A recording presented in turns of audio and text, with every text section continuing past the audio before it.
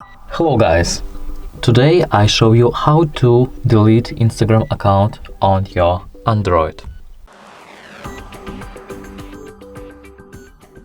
Write Instagram web and click Instagram. Next, go to my profile, click here and help. Next, tap Help Center, click here, tap Manage your account, and after that click Delete your account. Delete here and click here.